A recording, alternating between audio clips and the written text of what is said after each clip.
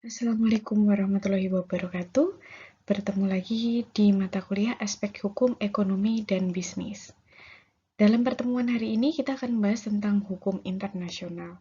Harapannya setelah mempelajari materi ini, teman-teman bisa paham apa itu hukum internasional, kemudian apa saja jenis-jenisnya, subjeknya, sampai kira-kira penerapannya seperti apa di sekitar kita.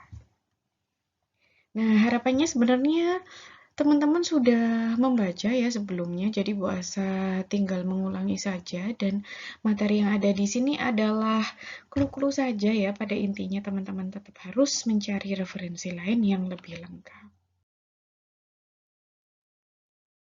Oke, ada yang sudah tahu apa itu hukum internasional? Mungkin sudah pernah dengar berita tentang kasus-kasus yang terjadi di internasional ataupun antar negara.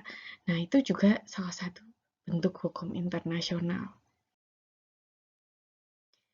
Nah, di sini yang pertama kita lihat pengertian hukum internasional menurut Charles Cheney Hyde, di mana maksudnya hukum internasional adalah sekumpulan hukum yang terdiri dari prinsip-prinsip dan peraturan-peraturan yang mengatur tentang perilaku yang harus ditaati oleh negara-negara, dan oleh karena itu juga harus ditaati dalam hubungan antara mereka, serta mencakup organisasi internasional, hubungan antar organisasi internasional satu dengan lainnya, atau antara organisasi internasional negara atau negara-negara, dan juga hubungan antar organisasi internasional dengan individu, bahkan perseorangan ya, alias individu dan individu. Itu bisa pakai hukum internasional.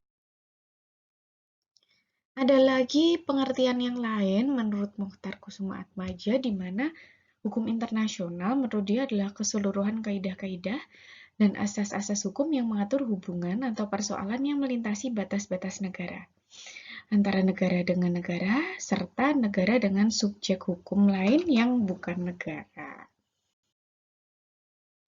Oke, sampai di pengertian sudah paham semuanya ya. Bu Asa harap teman-teman sudah sedikit mulai memahami ataupun ya istilahnya nyantol sedikit lah tentang pengertiannya seperti apa. Oke, kita berikutnya kalau sudah belajar tentang pengertian, maka kita harus tahu kira-kira siapa aja sih masyarakat internasional? Mungkin ada yang sudah tahu. Nah, ini ada berbagai macam ya masyarakat internasional. Ada Ubi Societas Ibi Ius. Nah, di mana ada masyarakat, di situ ada hukum. Kemudian ada masyarakat nasional, di mana masyarakat nasional ini memang tunduk kepada organ ataupun orang, organisasi, apapun yang berstatus ataupun berkedudukan itu yang lebih tinggi. Seperti itu. Misalnya, kalau kita ini ya, kita warga negara biasa, maka kita harus patuh pada pemerintah-pemerintah di atas kita, misalnya minimal ya wali kota, seperti itulah ya contohnya. Kemudian ada negara, di mana negara itu mempunyai legislatif, eksekutif, dan yudikatif. Nah, ini kebetulan di Indonesia juga mempunyai ketiganya ini. Nah, kemudian setelah kita berbicara tentang masyarakat nasional, kita berbicara tentang masyarakat internasional. Nah, di mana masyarakat internasional ini tidak mengenal organ yang berkedudukan lebih tinggi, kayak gitu. Nah, di mana di sini kalau internasional itu ada lembaga yudikatif dan mahkamah internasional. Makanya kalau misalnya kasus di suatu negara itu tidak bisa dipecahkan, maka itu bisa naik ke mahkamah internasional. Nah, di sini hukum internasional itu dibagi menjadi dua. Nah, sudah paham? Oke, kita bahas. Jadi, yang pertama adalah hukum perdata internasional, dan yang kedua ada hukum publik internasional, di mana kalau hukum perdata itu hukum internasional yang mengatur hubungan hukum antara warga negara di suatu negara dengan warga negara lain, ataupun misalnya kayak hukum antar bangsa gitu ya. Contohnya misalnya kalau ada dua orang berbeda negara, kemudian mereka terlibat suatu kasus hukum, misal penipuan, ataupun cekcok, ataupun misalnya apa ya namanya, perceraian kayak gitu, itu bisa pakai hukum perdata internasional. Nah, kemudian untuk hukum publik internasional, di mana hukum internasional yang mengatur negara yang satu dengan negara lainnya dalam hubungan internasional kayak gitu. Nah, misalnya contohnya di Indonesia itu kan ikut negara ASEAN ya, itu nanti kita bisa pakai hukum publik internasional, PBB itu juga. Oke, jadi setelah tadi kita mempelajari masyarakat internasional, kemudian jenisnya, maka kita akan berlanjut ke asas-asas yang berlaku dalam hukum internasional.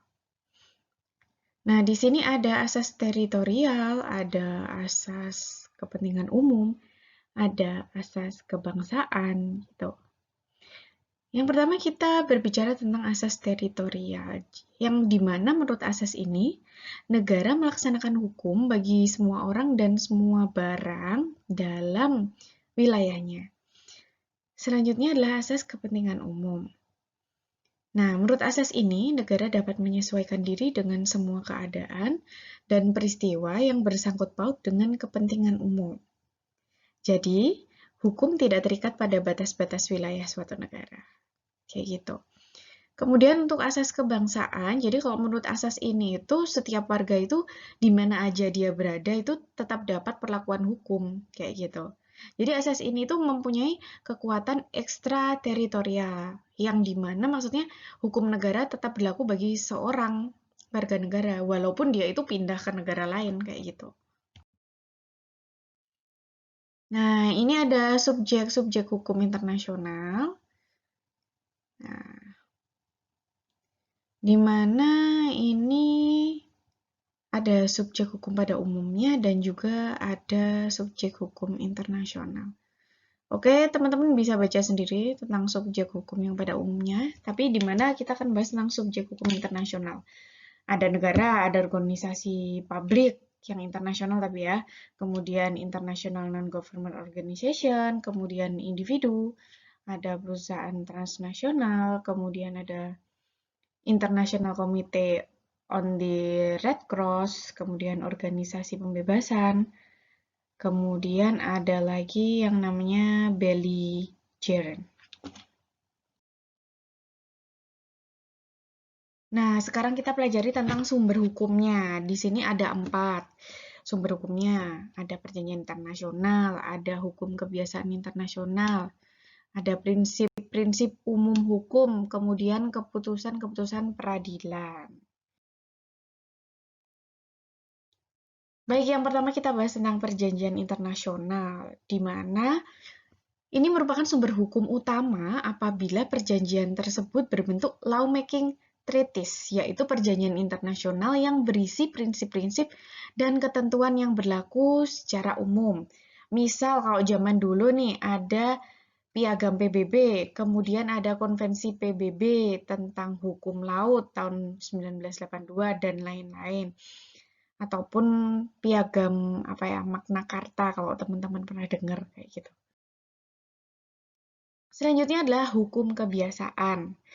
Nah, hukum kebiasaan internasional ini berasal dari praktek negara-negara melalui sikap dan tindakan yang diambilnya terhadap suatu persoalan. Contohnya nih, hasil kodifikasi hukum kebiasaan adalah konvensi hubungan diplomatik dan konsuler. Kayak gitu. Selanjutnya adalah prinsip-prinsip hukum. Prinsip-prinsip umum hukum. Di mana dia itu prinsip-prinsip umum hukum nasional yang dapat mengisi kekosongan dalam hukum internasional, misalnya presumption of innocence dan juga lain-lainnya. Teman-teman bisa cari sendiri nanti. Baik, yang terakhir adalah keputusan-keputusan peradilan, di mana yang pertama dia itu memainkan peranan yang cukup penting dalam pembentukan norma baru dalam hukum internasional. Misalnya nih, dalam sengketa ganti rugi dan penangkapan ikan, kayak gitu. Ini biasanya banyak terjadi nih di negara kita ya. Banyak negara lain yang nyari ikan di negara kita. Kemudian mahkamah diperbolehkan memutuskan suatu perkara secara ex aequo et bono, yaitu keputusan yang bukan atas pelaksanaan hukum positif, tetapi atas dasar prinsip keadilan dan kebenaran. Oke, untuk materi ini saya rasa sudah cukup. Ingat, teman-teman tetap harus belajar sendiri di rumah, cari sumber referensi yang lain, tapi tetap dengarkan video ini sebagai panduan teman-teman. Baik, sampai jumpa di materi selanjutnya.